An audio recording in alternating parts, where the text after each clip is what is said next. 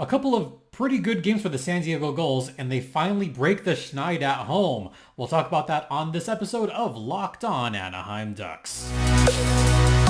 You're Locked On Ducks, your daily podcast on the Anaheim Ducks, part of the Locked On Podcast Network, your team every day.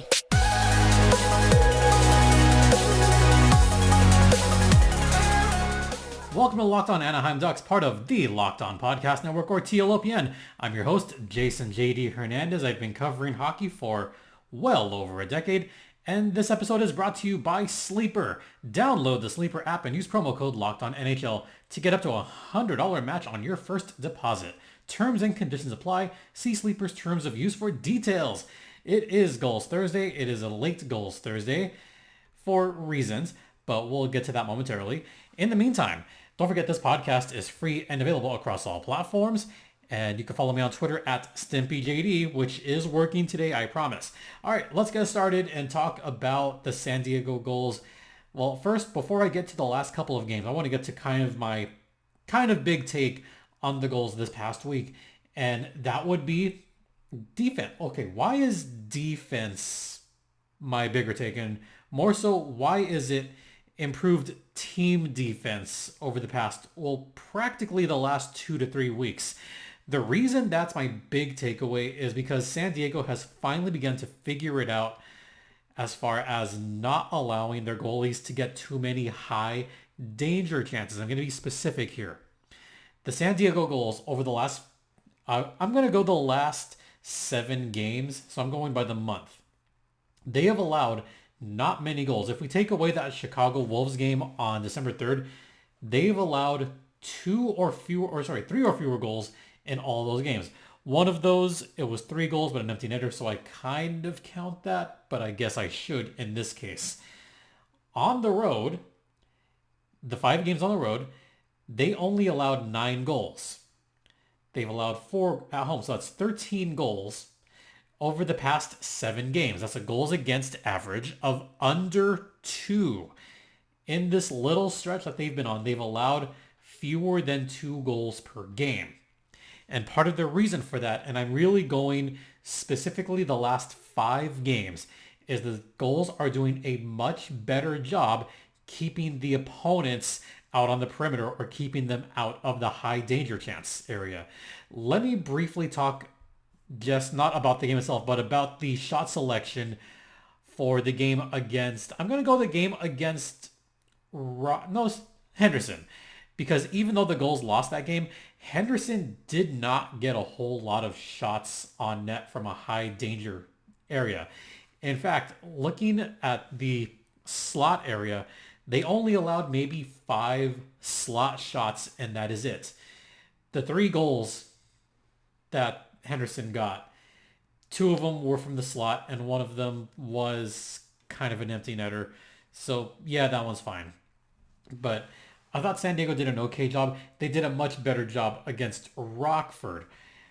Against the Rockford IceHogs, not a slew of high danger shots. I mean, there was more against Henderson. Actually, it's more than 5.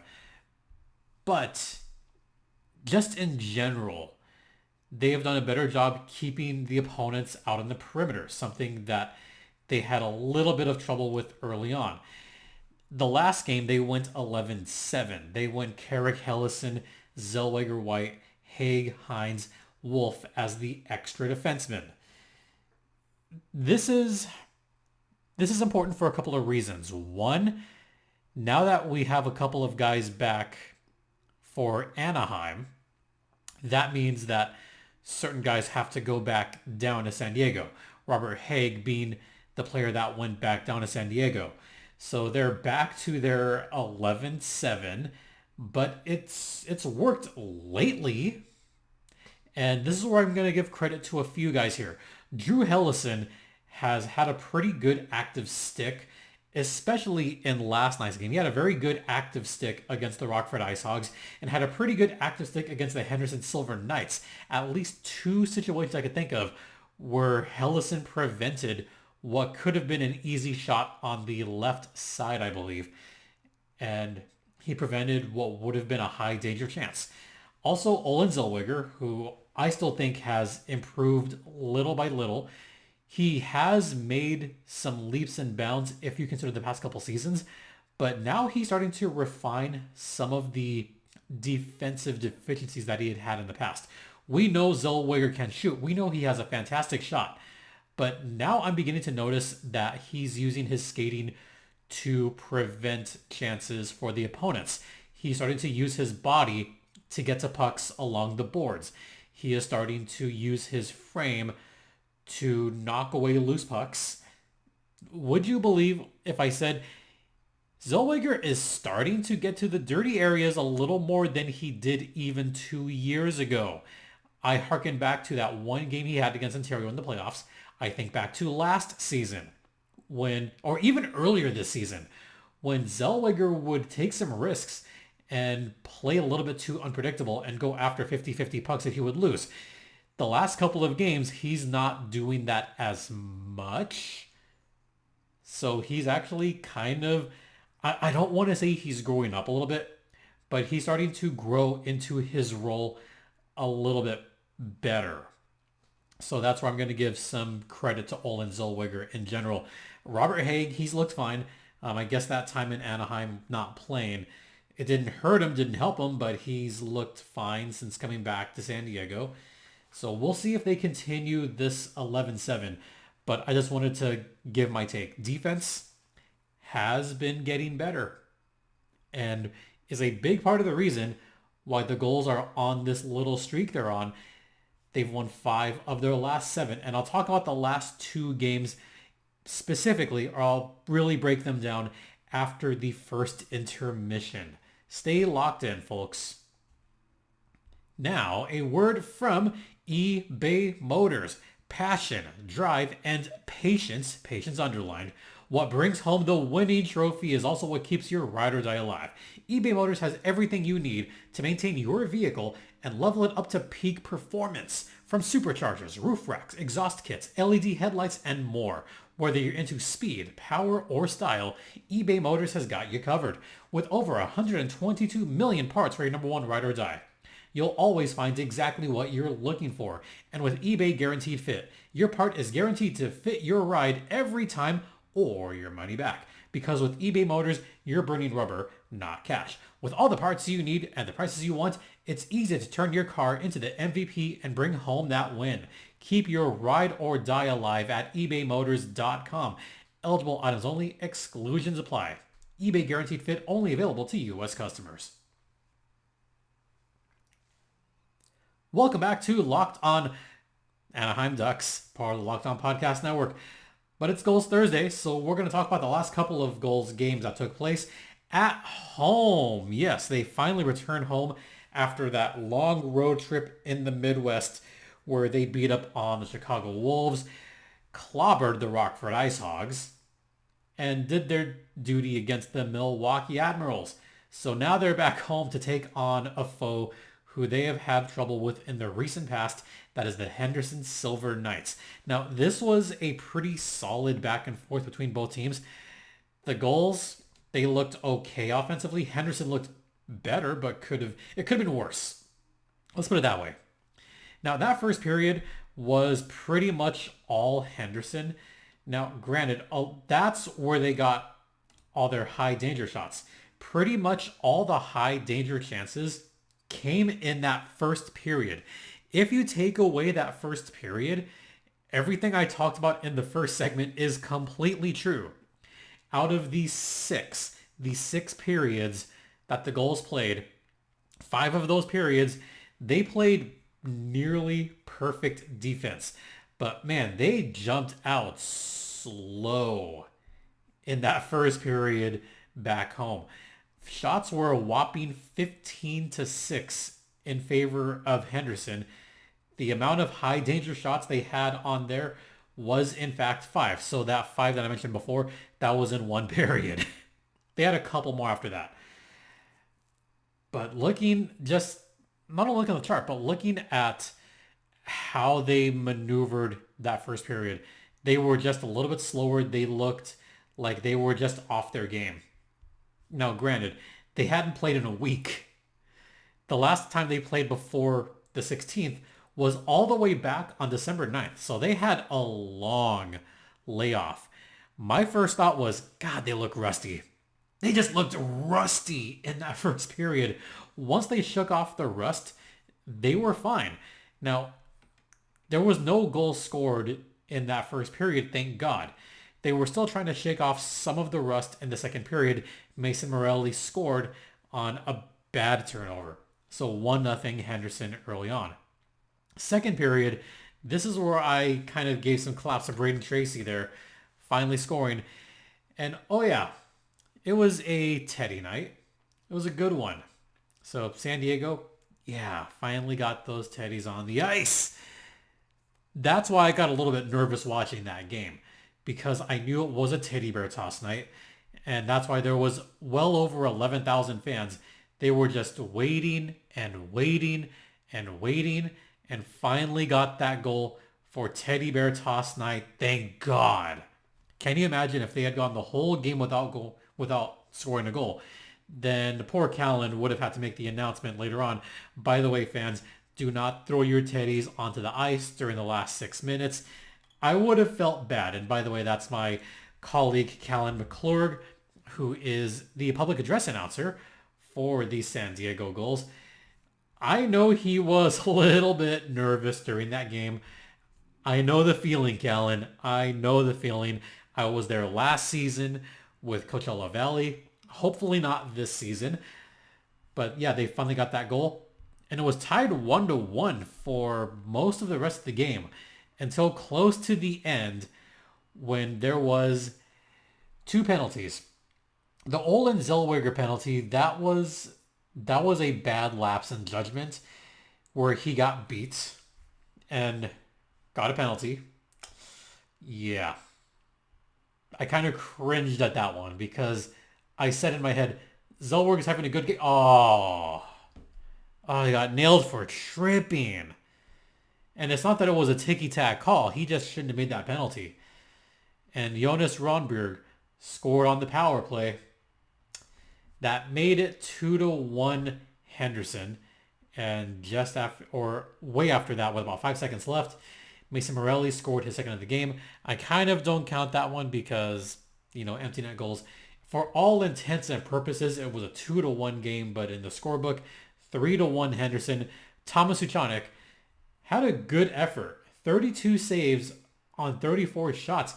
He looked good, and I feel like I don't talk about the goaltending enough, so I think I'll focus on the goaltending more next week. But Suchanek looked good. Braden Tracy, as I mentioned, got that one goal. It was a tough one. It was just a tough game. San Diego looked good the last 2 periods, out shooting Henderson. They were getting the better chances, the better shot selection. And this is where I also got to give credit to Olin Zellweger, who remained aggressive all game. He led the team with 7 shots in this one. 7 shots. He was just shooting left and right. And then the game against Rockford. This one I'm going to break down a little bit more because I watched this one live. This is where I was super impressed on this one. We saw Robert Haig back in the lineup. We saw Josh Lapina go back up to the first line because Chase DeLeo was sick. Now, apparently DeLeo wasn't quite 100% before, and he was way less than 100% on Wednesday night. So he was a scratch because he was sick. I'm wondering if maybe he got something or he caught something on that Midwest trip because he didn't look all that great on Saturday's Teddy Bear Toss game. So we now have Regenda hurt, Pasta's hurt, Chase was sick, McLaughlin's hurt. Yeah. Oh, and by the way, Chase DeLeo is day-to-day with an illness. We don't know what exactly he's ill with, but he's sick. Second line still looking good. Nestorenko, Godin, and King. By the way, I will give some praise to Ben King later in this podcast. But that first goal, I think that was a thing of beauty. This was kind of a broken play from the start, and this was just after the faceoff where Rockford got the puck back, gained possession, and a bunch of goals crashed toward the net. I thought there was a goal at first from that camera angle. It looked like there was a goal at first. and then sweeping around was, I believe, I want to say it was Godden on this one, but there was a bunch of weird plays happening, and all of a sudden you had a perfect pass from behind the net from Glenn Godden to Olin Zellweger, who was on the high circle, and just ripped it through. Only 32 seconds into the game, right past Jackson Stauber again. So that made it 1-0 San Diego before most of the fans even got to their seats. It was early in the game. 1-0. After that, it was entertaining hockey. This was one of the more fun games for me to watch personally, because there was just a lot of good back and forth action. I was going back and forth between this game and a couple other AHL games. But I think what was fun for me was just how much hitting there was.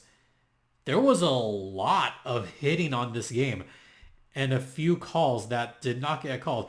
Despite the fact that there was 10 minutes power play each way, the refs could have called a bit more. And because I know a lot of the refs, Casco definitely let a couple go. And I could see a couple where he kind of looked and said, no, play on. And he actually gave like a hand signal like, no, play on.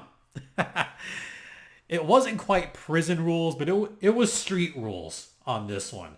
And what I mean by street rules is the refs let him play.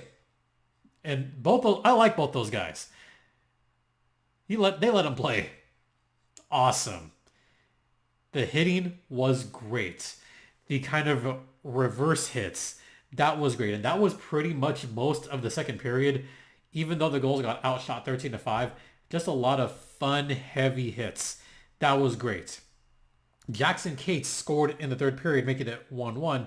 But then, and this was a great play too, perfect passing, almost like a tic-tac-toe play on the power play, from Tracy to Perreault to Trevor Carrick, from the high slot, almost the point. Think of beauty. Carrick rifled that thing to the back of the net. That's your game-winning goal. Final score was 2-1. And you know it was finally back that I had not heard in a long time.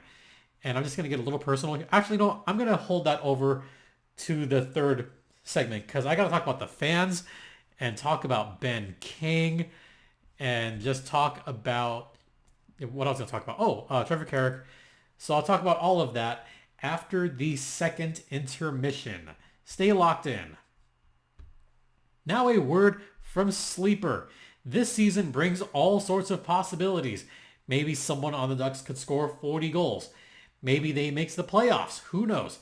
And you could win big by playing daily fantasy hockey on Sleeper, the official daily fantasy app of the Locked On NHL Network. Sleeper is our #1 choice for daily fantasy sports. And you could pick a slew of good players like McDavid or Crosby to record more or less than their sleeper projections for things like goals, assists, plus, minus, and more in any given game. To win 100 times bet on Sleeper, just correctly predict the outcome of 8 player stats. That's right, Ducks fans. So use promo code LOCKEDONNHL and you'll get up to a $100 match on your first deposit. Terms and conditions apply. That's code LOCKEDONNHL. See Sleeper's terms of use for details and locational availability. Welcome back to Locked On Gulls, which is under the umbrella of Locked On Anaheim Ducks and part of the Locked On Podcast Network. Once again, you're locked in with Jason JD Hernandez. Let's talk about, first, I got to give a shout out to the fans here. It has been a while since I've heard this chant, and this is where I'm going to get a little personal here. I used to go to San Diego a lot more pre-pandemic. That season, 2019-2020, my first year with Locked On Ducks, I was in San Diego for almost every home game, covering the team out there, doing my writing from out there, press box, etc., etc. So those were fun times for me. One of the things that I miss the most is the fans, and there's a slew of fans that I love visiting, and I get to see them next week. I'm excited about that. So once again, shout out to the Gulls fans. If you are a San Diego Gulls fan and you're watching this, Please let me know if you're going to the Coachella Valley Firebirds game next Wednesday. I would love to see you there. I would love to say hi to as many of you as possible. So hopefully we can make that happen. But there's a certain chant that they do during the games, especially if it's a very important goal late in the game. And this is kind of similar to what the Nashville Preds do, where they will go 1, 2, goalie's name, you suck. And then they do their chants. And then they say, it's all your fault, you suck, loser. And everyone in the section raises the L. And I kind of love it. I miss those chants so much. So I am so going to make my way back down to San Diego at some point soon. I promise. It's happening soon. All right. Let's talk about Ben King a little bit. He's looked good in the top 6. And even though he didn't score these last couple of games, what I've liked from Ben King is the ability to see the play in front of him. And at times, it looks like he's playing chess while everyone else is playing checkers. And there was a couple of moments where he got some really good shots off, or he made a good pass to get a good shot off, but no goal there. And I think what I've liked from Ben King just in general is just his overall game, but also his puck work. His puck work looked good on Wednesday. It looked even better the game against Henderson, where, as I mentioned, he kind of knows how to thread the needle. His timing of passes is also very good. So he's making good plays. That's something that you want to see from a top 6 guy. He has earned that spot in the top 6. I hope he stays up there for the rest of the season. So just want to give my props to Ben King on that one.